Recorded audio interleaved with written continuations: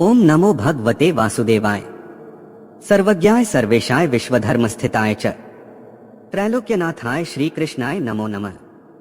मैं श्री वासुदेव भगवान को नमस्कार करता हूँ, जो सब कुछ जानने वाले, सब पर शासन करने वाले, विश्व के धर्म को स्थिर करने वाले, तीनों लोकों के नाथ और श्री कृष्ण रूप में प्रकट हुए हैं। उन्हें बारंबार प्रणाम है। बेटा, ये केवल युद्ध भूमि की कहानी नहीं है, ये तो उस भीतर के संग्राम की गाथा है जो हर मनुष्य के जीवन में चलता है। धर्म और मोह के बीच, कर्तव्य और भावनाओं के बीच। जब अर्जुन जैसे महायोद्धा भी भ्रमित हो उठे, तब स्वयं श्री कृष्ण ने उन्हें जीवन का वो अमूल्य उपदेश दिया जिसे हम आज श्रीमद् भगवद गीता के नाम से जानते हैं। गहराई से देखो तो गीता केवल ग्रंथ नहीं, ये तो आत्मा की आंखें खोलने वाला ज्ञान है। हर अध्याय जीवन का एक पड़ाव है, हर श्लोक आत्मा का एक सवाल, और श्री कृष्ण का हर उत्तर जीवन की नई दिशा। इस कथा में हम आपको गीता के सभी 18 अध्यायों का सार सुनाएंगे। हर अध्याय की वो सीख जो आपके जीवन में नया प्रकाश भर दे। कहीं मोह से मुक्ति मिलेगी, कहीं कर्म का रहस्य समझ आएगा, कहीं भक्ति की महिमा झलकेगी और कहीं आत्मा का परम सत्य प्रकट होगा। तो आइए इस दिव्य यात्रा की शुरुआत करें, गीता के उस अमृत ज्ञान से जो न समय से बंधा है न शरीर से, जो कल भी सत्य था और आज भी उतना ही जीवंत है। अध्याय 1, अर्जुन का विषाद योग। कथा का आरंभ होता है युद्ध भूमि से, जहां धर्म और अधर्म, भाई और भाई, गुरु और शिष्य आमने सामने खड़े हैं। पर युद्ध तो केवल बाहरी है। अंदर असली संग्राम शुरू होता है जब अर्जुन का मन डोलने लगता है। उसके हाथ से गांडीव गिर जाता है और आंखों से आंसू बहने लगते हैं। क्यों? क्योंकि जिनसे युद्ध करना है वे उसके अपने हैं। बेटा, अर्जुन का विषाद कोई अलग बात नहीं, वो हमारे भीतर रोज होता है। जब हमें सही करना हो लेकिन अपनों का विरोध करना पड़े, जब कर्तव्य धर्म से टकरा जाए और भावनाएं बंधन बन जाएं, तब भीतर का अर्जुन कहता है मैं नहीं कर सकता। यही है पहला अध्याय, जब मन मोह के कारण शक्तिशाली होते हुए भी हार मानने लगता है। पर कृष्ण अभी मौन हैं, क्योंकि जब तक शिष्य सवाल से न जले, गुरु उत्तर नहीं देता। अध्याय 2, आत्मा का ज्ञान, युद्ध से पहले का उजाला। अब श्री कृष्ण मौन नहीं रहते, वे मुस्कुराते हैं और अर्जुन से कहते हैं, जिस शरीर के लिए तू रो रहा है वो नाशवान है, पर जिसे तू समझ नहीं पा रहा वो आत्मा है, अमर है। बेटा, ये केवल युद्ध के लिए नहीं था, ये हर उस व्यक्ति के लिए था जो जीवन के संघर्ष से थक गया हो। जब कोई प्रियजन बिछुड़ जाए, जब कोई सपना टूट जाए, जब मन भीतर से हार मान जाए, तब श्री कृष्ण की वाणी कहती है, तू शरीर नहीं है, तू आत्मा है और आत्मा को कोई नहीं मार सकता। इस अध्याय में कृष्ण हमें ये भी सिखाते हैं कि जीवन में हम सबको कर्म करना होगा, क्योंकि जो कर्म से भागता है वो आत्मा की यात्रा को टालता है। तो बेटा, अर्जुन अब थोड़ा स्थिर होता है, क्योंकि अब उसने पहली बार सुना कि वह केवल योद्धा नहीं, वह आत्मा है और आत्मा का धर्म है कर्म। अध्याय 3, कर्म का योग, कर्तव्य ही पूजा है। अब अर्जुन पूछता है, यदि आत्मा अमर है और सब माया है तो फिर युद्ध क्यों, कर्म क्यों? और फिर आता है गीता का सबसे व्यवहारिक पाठ। कृष्ण कहते हैं, कर्म मत छोड़, क्योंकि कर्म से ही जीवन चलता है, और जो कर्म नहीं करता वो प्रकृति के नियम का उल्लंघन करता है। बेटा, हम सब कभी न कभी सोचते हैं, क्या होगा अगर कुछ न करें, क्या ईश्वर के भरोसे बैठ जाएं? पर कृष्ण हमें चेताते हैं, कर्तव्य से भागना धर्म से भागना है। फल की चिंता किए बिना कर्म करो, यही पूजा है। जो किसान बीज बोता है वो रोज जाकर नहीं पूछता फल कब मिलेगा, वो बस अपना काम करता है और प्रकृति उसे फल देती है। इसी प्रकार हमें भी जीवन के हर रिश्ते में, हर कर्तव्य में केवल कर्मशील बनना है। माँ के रूप में, पिता के रूप में, मित्र के रूप में, नागरिक के रूप में। जब हम निस्वार्थ कर्म करते हैं तो वही कर्म भक्ति बन जाता है। यह अध्याय हमें बताता है कि कर्म ही धर्म है और निष्काम कर्म ही मुक्ति का मार्ग है। अध्याय 4 ज्ञान और कर्म का समन्वय। बीटा, अब कृष्ण हमें एक गहरा राज बताते हैं कि कर्म तभी पवित्र होता है जब उसमें ज्ञान का प्रकाश हो। वो कहते हैं सिर्फ करना ही काफी नहीं, जानकर करना जरूरी है। जैसे कोई पूजा कर रहा है पर भाव शून्य है तो वो कर्म नहीं, केवल क्रिया है। पर जब हम समझकर, श्रद्धा से, निस्वार्थ भावना से कुछ करते हैं तो वो कर्म नहीं, यज्ञ बन जाता है। कृष्ण ये भी बताते हैं कि ज्ञान कैसे प्राप्त हो। गुरु की सेवा, श्रद्धा और विनम्रता से। ज्ञान बाहर नहीं, भीतर है, पर उसे देखने की आंख गुरु देता है। इस अध्याय में कृष्ण एक और चमत्कारिक बात कहते हैं कि जब जब धर्म गिरता है मैं आता हूं अपने भक्तों की रक्षा करने, अधर्म का विनाश करने और धर्म की पुनः स्थापना करने। तो बेटा, जब भी आप जीवन में अंधकार महसूस करें तो जान लें ईश्वर का प्रकाश आने ही वाला है। बस थोड़ा विश्वास रखो और कर्म करते रहो। अध्याय 5 सच्चा संन्यास क्या है। अब अर्जुन उलझ जाता है। कभी कहते हैं कर्म करो, कभी कहते हैं त्याग करो, फिर कौन सा रास्ता श्रेष्ठ है। कृष्ण मुस्कुराते हैं और कहते हैं सच्चा त्याग वह है जो मन के भीतर हो। गृहस्थ होकर भी कोई त्यागी हो सकता है और सन्यासी होकर भी कोई आसक्ति में बंधा हो सकता है। जिसने फल की कामना छोड़ दी और कर्म को केवल सेवा मान लिया, वही सच्चा सन्यासी है। बेटा, त्याग का अर्थ यह नहीं कि सब छोड़कर जंगल चले जाओ। त्याग का अर्थ है मोह, अहंकार और स्वार्थ को छोड़ दो। जब आप संसार में रहकर भी प्रेम से, सेवा से, निस्वार्थता से कर्म करते हो तो वही भक्ति बन जाती है। इस अध्याय का सार है कर्तव्य निभाओ पर स्वामित्व मत रखो, कर्म करो पर खुद को कर्ता मत मानो। अध्याय 6 ध्यान योग, मन की साधना। अब आता है गीता का सबसे गूढ़ पर सबसे मधुर अध्याय, ध्यान योग। कृष्ण कहते हैं जिसने मन पर विजय पा ली वो स्वयं को पा गया। ध्यान कोई क्रिया नहीं, ध्यान तो आत्मा की यात्रा है। मित्रों, मन बहुत चंचल है, इसे हर पल कुछ चाहिए, सुख, स्तुति, सम्मान। पर यही मन जब मौन होता है तो वही मन ध्यान में भगवान बन जाता है।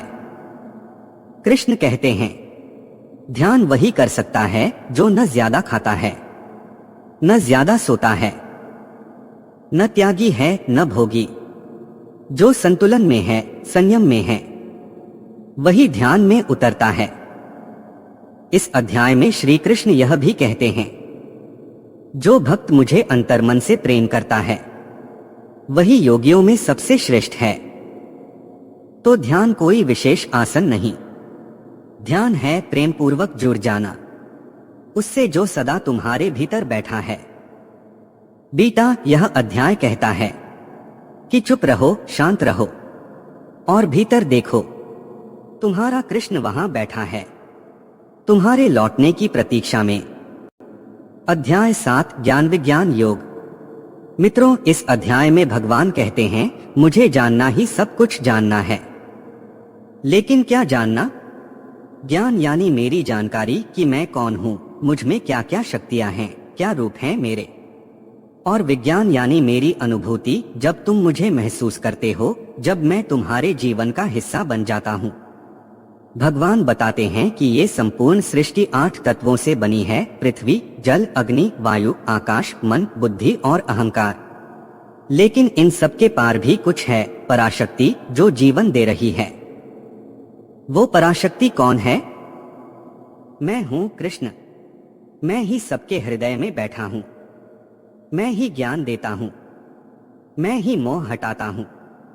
और कोई मुझे जानना चाहता है तो शुद्ध भक्ति ही रास्ता है।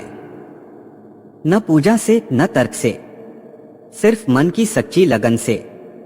जीवन संदेश: जिस दिन तुम यह जान जाते हो कि तुम्हारी शक्ति, तुम्हारा विचार, तुम्हारा अस्तित्व सब कुछ उसी परम का अंश है, उस दिन जीवन में डर, मोह, लोभ सब खत्म हो जाते हैं। ज्ञान सिर्फ किताबों में नहीं, अनुभव में है। और अनुभव तभी आएगा जब मन सच्चे प्रेम से जुड़ेगा। अध्याय 8 अक्षर ब्रह्मा योग, मृत्यु का रहस्य। अब बात आती है मृत्यु की। एक ऐसा प्रश्न जिससे हर कोई डरता है। मरने के बाद क्या होगा? क्या आत्मा जाती है कहीं? क्या स्मृति, संबंध, कर्म साथ जाते हैं? भगवान कहते हैं, मृत्यु अंत नहीं है। ये सिर्फ शरीर का वस्त्र बदलना है। जैसे पुराने कपड़े उतारकर नए पहनते हो, वैसे ही आत्मा देह बदलती है। लेकिन महत्वपूर्ण बात यह नहीं कि मृत्यु कब आएगी, बल्कि यह है कि मृत्यु के समय मन में क्या था। जो व्यक्ति मरण समय पर भी भगवान को स्मरण करता है, वो फिर जन्म नहीं लेता। वो उसी परमधाम में प्रवेश करता है जहां कोई वापसी नहीं। भगवान बताते हैं, प्राण कहां से निकलता है, मन कहां लग रहा होता है, चेतना किस दिशा में बह रही होती है, ये सब मिलकर तय करते हैं अगला गंतव्य। जीवन संदेश: मृत्यु डराने वाली नहीं है।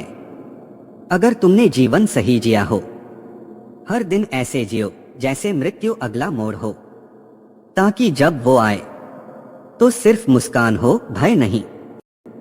अध्याय 9 राजविद्या, राजगुह्य योग। अब भगवान खोलते हैं राज का राज, यानी राजविद्या और राजगुह्य ज्ञान। मतलब ऐसा ज्ञान जो सबसे श्रेष्ठ है, सबसे गोपनीय है और फिर भी सर्वसुलभ है, सिर्फ सच्चे प्रेम से पाने योग्य।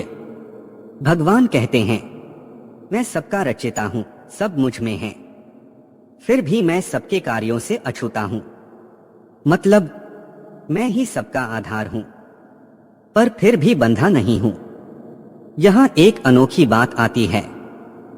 जो मेरी शरण में आते हैं, मैं उन्हें पापों से मुक्त करता हूं। बस एक चीज चाहिए, विश्वास।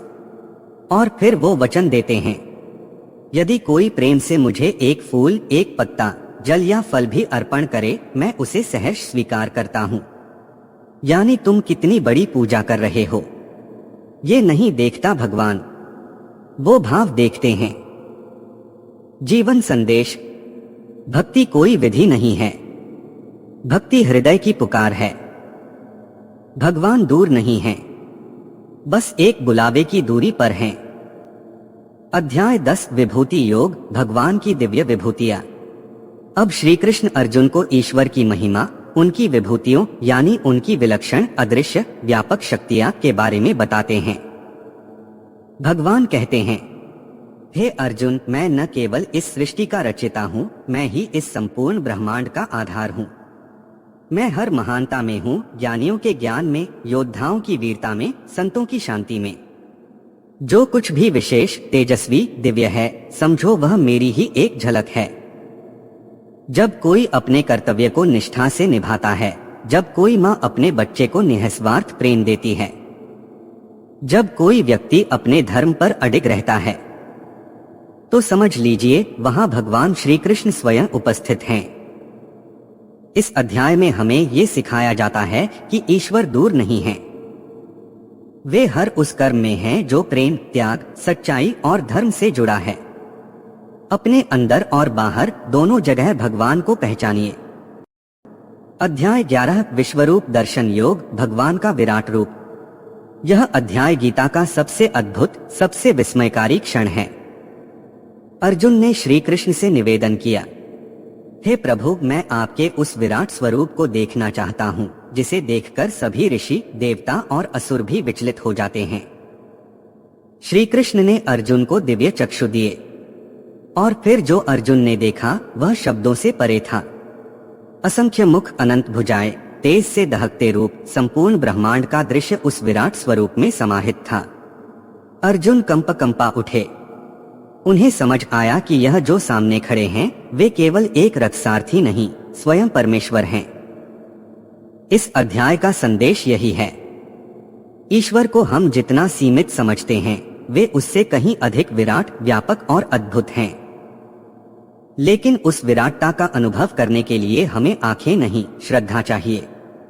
क्योंकि जब श्रद्धा से देखते हैं तो सामान्य भी असामान्य लगने लगता है।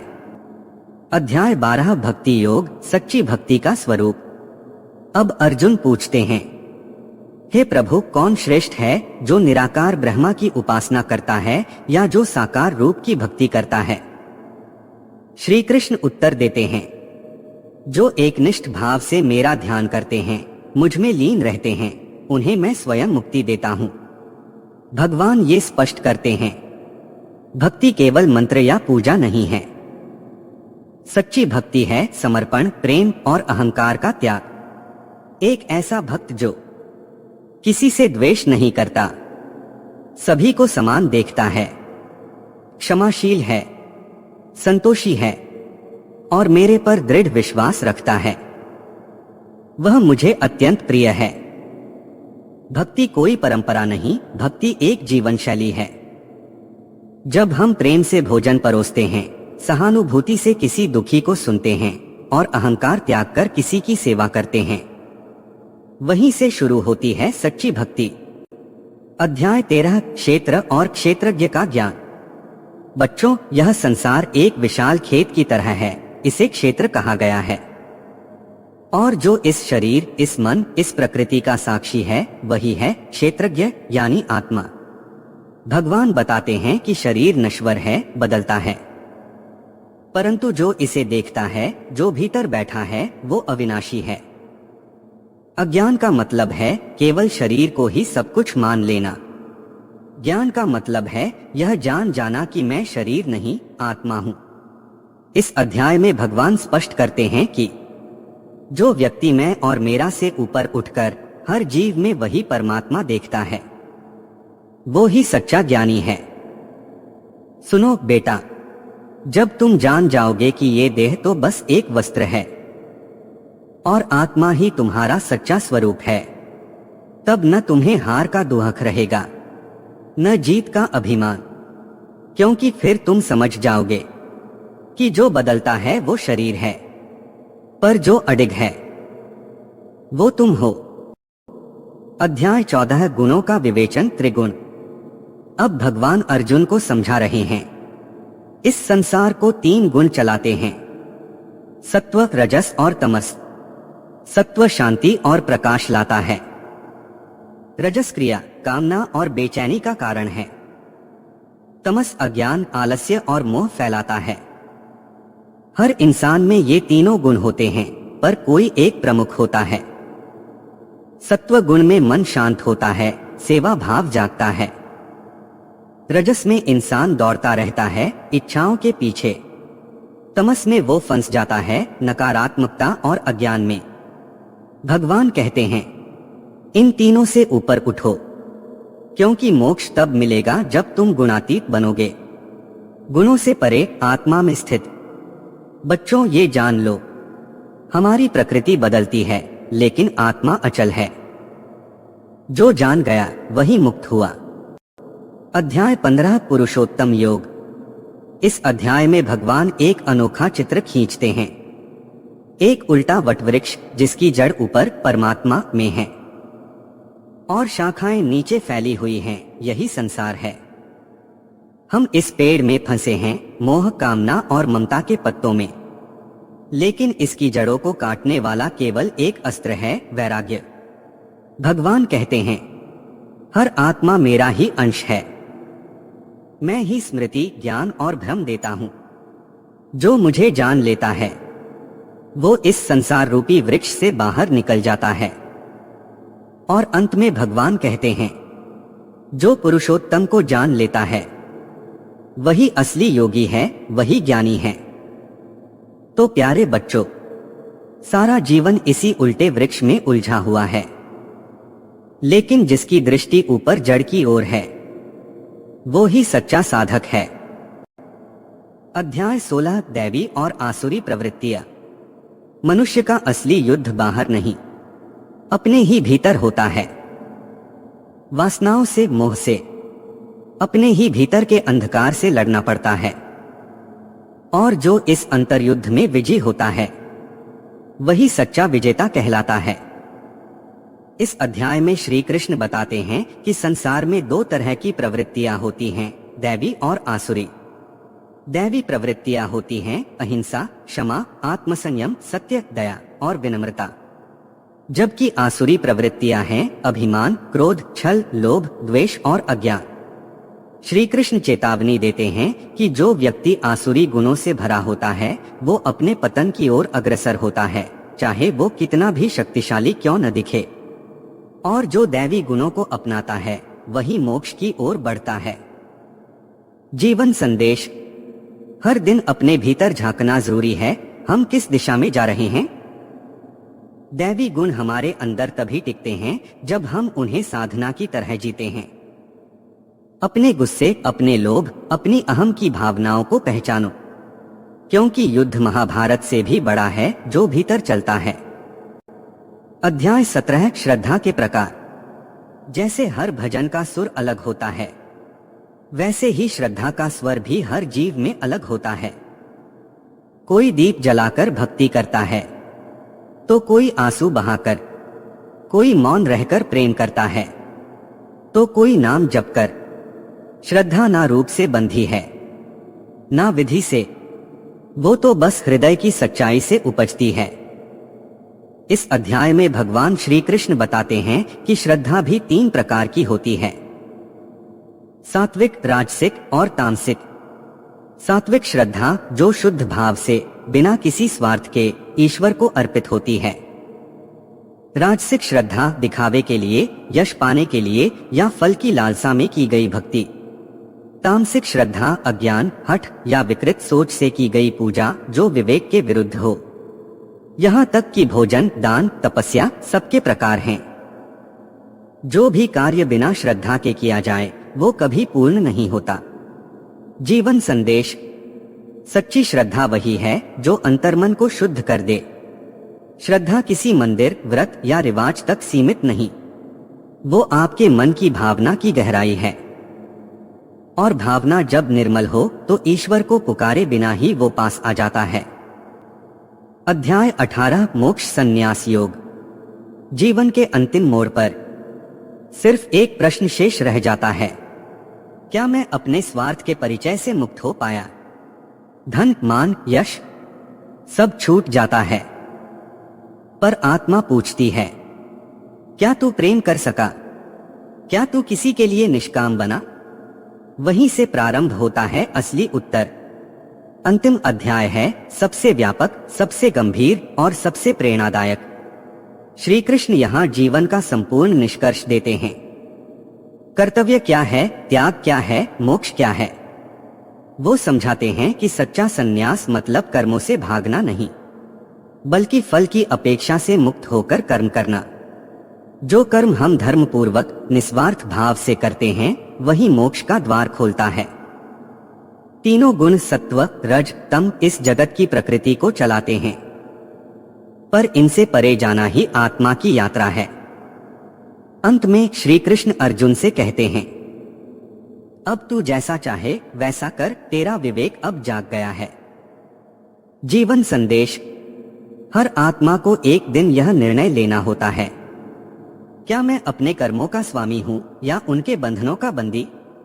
त्याग कोई परिधान नहीं, एक भीतर की प्रक्रिया है। और जो इस त्याग को जान गया वही जीवन के चक्र से ऊपर उठ गया। समापन भाव।